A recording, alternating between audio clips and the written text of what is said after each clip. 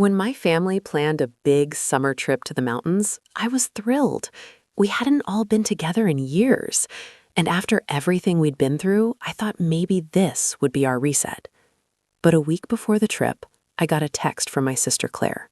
It said, "Hey, change of plans. The cabin's too small. You'll have to skip this one." No phone call, no explanation, just that. I sat there staring at the message, waiting for someone, mom, dad, anyone to follow up. No one did. Later, when I asked Mom what was going on, she sighed and said, "You know how tight money is right now.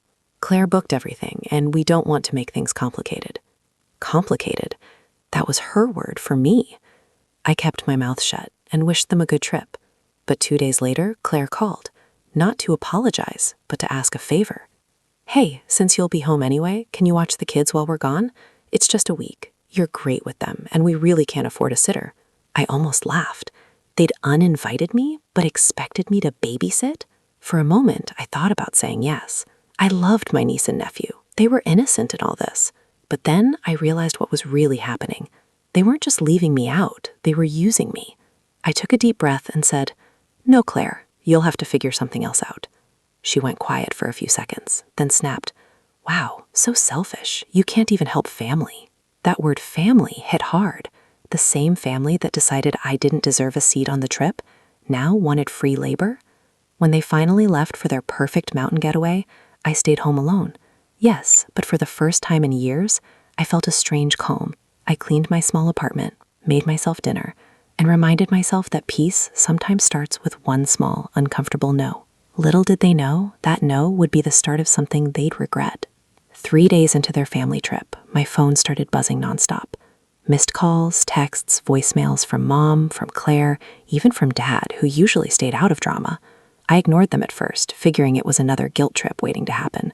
But when Claire finally sent, "It's an emergency, please call me," I picked up. The moment I answered, she burst into tears. "We need you to come. We can't handle this." Apparently, their dream vacation had gone downhill fast. The kids were fighting nonstop, the rental car had broken down, and the cabin Wi-Fi was terrible. My brother-in-law had stormed off after an argument with Claire, leaving her stranded with 2 screaming kids. And somehow she thought I could drive up 6 hours to help. I said calmly, "Claire, I told you I wasn't part of this trip." Her voice rose. "So you're really just going to let us suffer after everything we've done for you?" That sentence hit me like deja vu, because that's what my family always did. Twist responsibility into guilt, turn boundaries into betrayal.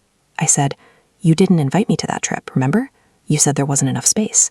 Her tone cracked. I know, I shouldn't have said that, but please, they're miserable. Mom and Dad are arguing, Dad's threatening to go home early, it's chaos. You're the only one who can calm them down." The irony of that sentence almost made me laugh. I'd been the family's peacemaker my whole life, so much so that they'd learned to break things just to watch me fix them. This time, I didn't go. I stayed home. The next morning, I went for a walk, made coffee, and let my phone ring, and for the first time in years, I didn't feel guilty about ignoring them. I felt free. But what came after surprised even me. 2 days later, I got a call from my brother-in-law, Mark. His voice was quiet, apologetic.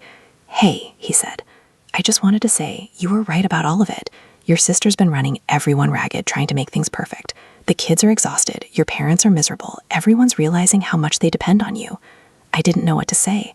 I just sat there, staring out the window, thinking about all the times I'd rearranged my life to keep theirs running smoothly, and how little they'd noticed until now. When they came back from the trip, my mom showed up at my door. Her hair was a mess, and she looked years older. "We should have brought you," she said softly. It wasn't the same. I let her in. She sat at my table, sipping tea, telling me how everything went wrong. The cabin flooded one night, the car battery died, the kids got sick, Claire had a breakdown halfway through and told everyone she couldn't do this anymore. Then Mom looked at me with tears in her eyes. "You've always been the glue," she said. "We just didn't realize it until it broke." I didn't respond right away. I wanted to feel angry, vindicated, but instead I just felt sad. Sad that it took a disaster for them to see what I'd been giving all along. Later that night, Claire called too. Her tone was small, shaky. "I owe you an apology," she said. "I thought you were just being dramatic when you said you needed space. But now I get it. I really do." For the first time in our lives, she meant it. Over the next few months, the dynamic shifted. They stopped treating me like the fallback option, the person who'd always pick up the slack. When they asked for favors, they said please and meant it. When I said no, they respected it. But the real change wasn't in them. It was in me. I stopped chasing acceptance that came with conditions. I started living on my own terms. I took that week I would have spent babysitting and signed up for an online certification course in design, something I'd always wanted to do but never had time for. Fast forward 6 months, and that course turned into a freelancing opportunity. Suddenly, I was getting paid well for doing something I actually enjoyed. I had clients, independence, and peace, and not 1 ounce of guilt about earning it for myself. Then one night, we were all at dinner again. My parents, my sister, her husband, the kids. The energy was different this time. No snide comments, no guilt trips, no invisible scoreboard, just family finally treating me like an equal. Halfway through the meal, my sister raised her glass. To the person who taught me that saying no can be the kindest thing you do for yourself and for others. Everyone clinked glasses.